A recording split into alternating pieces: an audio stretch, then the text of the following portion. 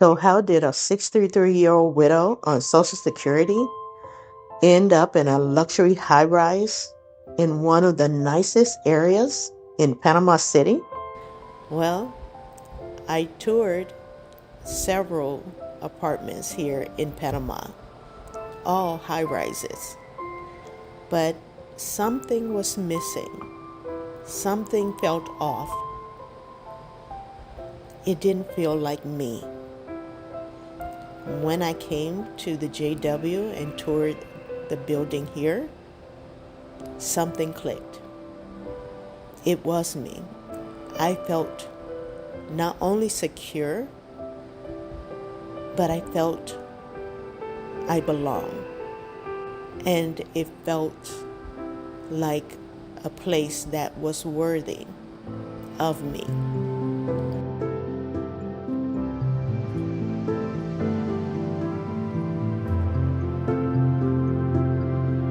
3 years ago, I left Florida with a suitcase and one source of income, my widow's support benefit from Social Security. Today, I'm 63, living in a luxury high-rise in Panama City, in Punta Pacifica, with an ocean view and hotel-style amenities. And no, I don't have a huge pension, and I'm not secretly wealthy. I'm just a widowed woman who decided to completely rewrite her life. In this video, I'm going to share exactly how I did it, why I left Florida, why I chose Panama and this building, how I make it work financially on widow's benefits, and the emotional reality of starting over alone in a new country in my 60s. If you've ever wondered, could I really move abroad on Social Security or survivor benefits? Stay with me. I'm going to be very honest about the good, the bad, and the scary parts. Before I moved here, I was living in Florida, like a lot of Americans who picture themselves retiring there. I thought Florida was going to be my forever home. My husband and I had talked about our later years, what we wanted life to look like, but we never imagined I'd be spending them alone. When Michael passed away, everything changed. Emotionally, of course, but also financially. I was able to survive for 3 years after his passing on life insurance and his pensions. I found myself sitting down, talking with my financial advisor and doing the math. How long will this money last? What quality of life can I actually have here in Florida? Is my future just going to be cutting corners and worrying about every bill? At the same time, grief was still with me. Everywhere I went reminded me of my old life with my husband. I knew I needed something different, even if it was scary. Why I chose Panama? Panama wasn't even on my radar at first. I stumbled onto Panama by visiting with a friend.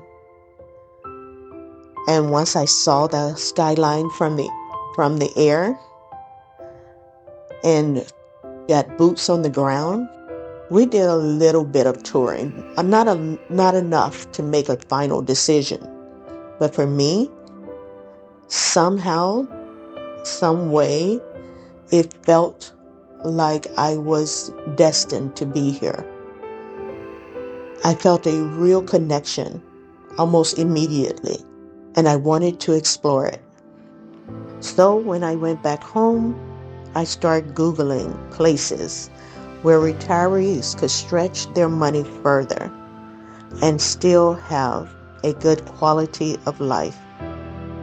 Over and over, Panama popped up as more affordable than the US in many ways, modern with good infrastructure and healthcare, and a big expat community, including a lot of Americans, and relatively close to the US, which mattered to me. My family was still there. I read that many retirees in Panama report living for significantly less than in the US, while maintaining or even improving their quality of life, especially compared to high-cost states like Florida. I didn't just wake up one day and suddenly decided to move, even though it felt like I did. I watched videos. I joined expat Facebook groups, and I asked questions about safety, visas, healthcare, the cost of rent and groceries in Panama City versus smaller towns. The more I learned, the more I realized I could have a better lifestyle for roughly the same or less than in Florida. I could be in a modern city near good hospitals with a view that made me feel alive again. And emotionally, a fresh start in a completely new environment. Sounded like exactly what I needed. Now, how did I end up in this luxury high-rise?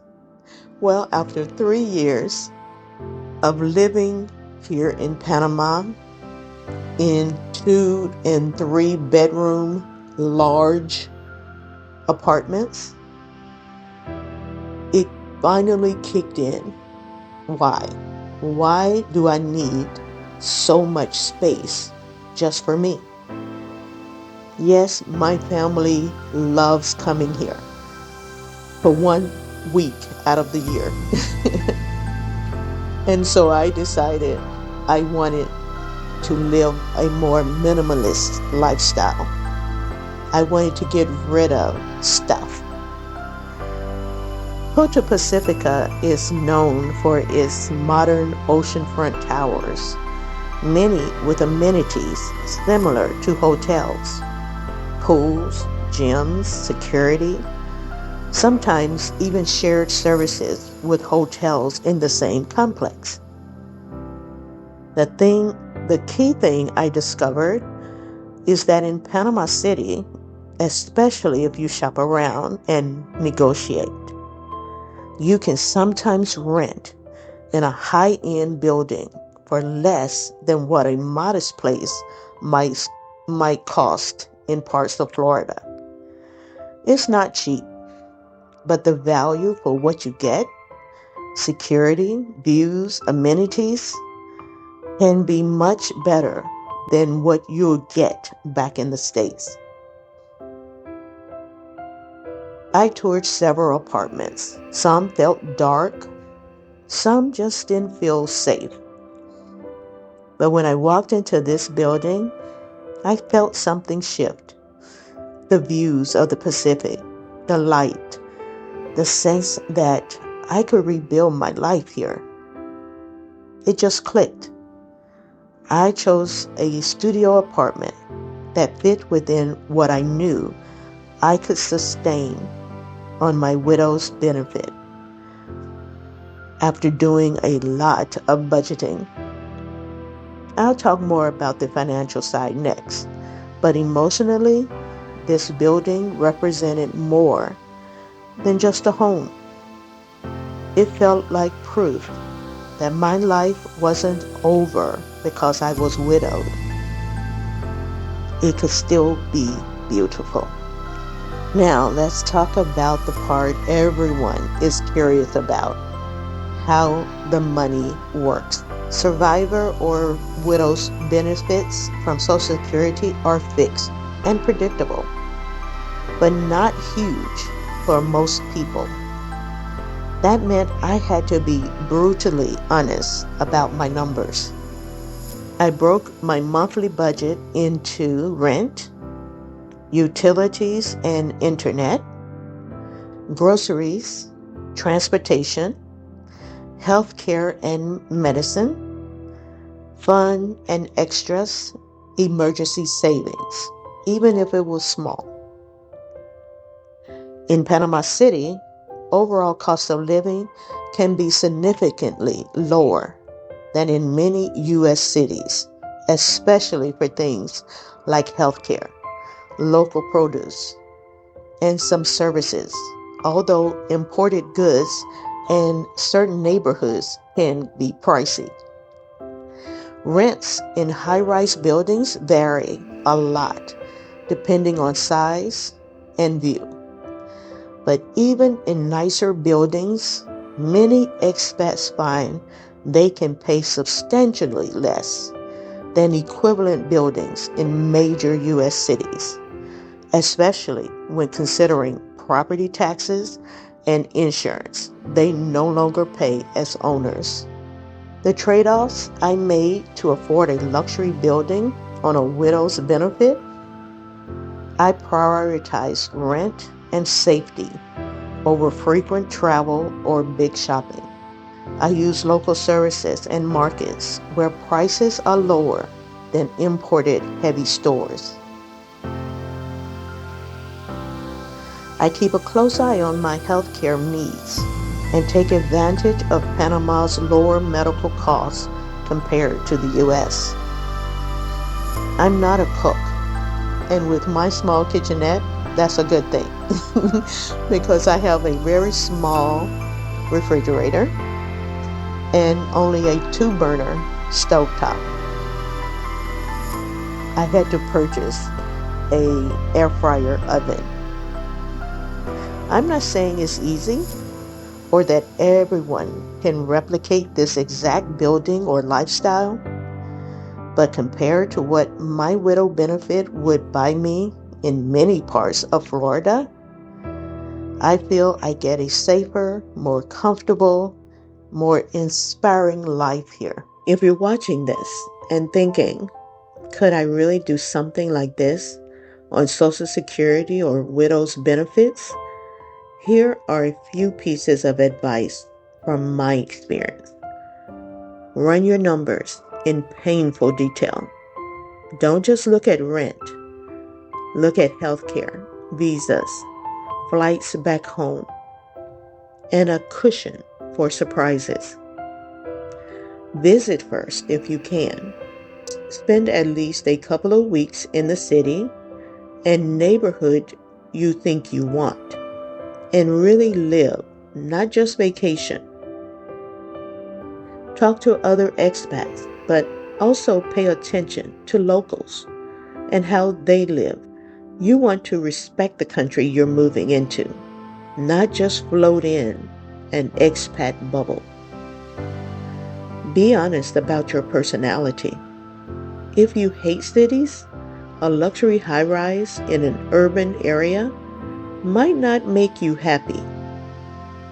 If you need constant social contact, plan how you'll build your community and always have a backup plan. Life changes.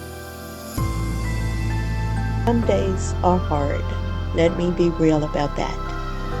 There are mornings where the loneliness feels heavy, where I miss Michael so much it takes my breath away, where I think, what on earth am I doing here, alone in a foreign country?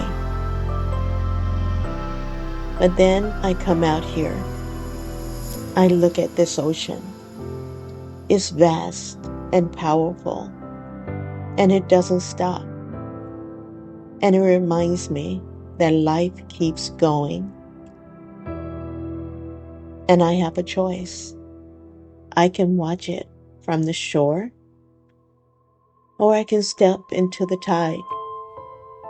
Michael and I planted an orchid with our lives. We worked, we saved, we dreamed. He isn't here to share the harvest with me, but that doesn't mean I let the fruit rot. It means I get to taste it in new ways, share it with new friends, and find sweetness in surprising places. This luxury, this beauty, this safety, this is the fruit of our labor. And enjoying it isn't a betrayal of his memory. It's in honor of it. So, that's how I, at 63, as a widow living on survivor benefits, ended up in a luxury high-rise in Panama City. It wasn't magic. It was grief, a lot of spreadsheets, and then a decision. If I only get this one life, I don't want my last decades to be spent just surviving. I want it to feel alive. If you're thinking about moving abroad, whether it's to Panama or somewhere else, and you want more videos on the real numbers, the real emotions, and the day-to-day reality of this life, let me know in the comments. Tell me where you're watching from, and if you're a widow or widower, or just someone thinking about starting over later in life, you're not alone. If this video helped you, please like, subscribe, and share it with someone who needs a little reminder that it's never too late to rewrite your story.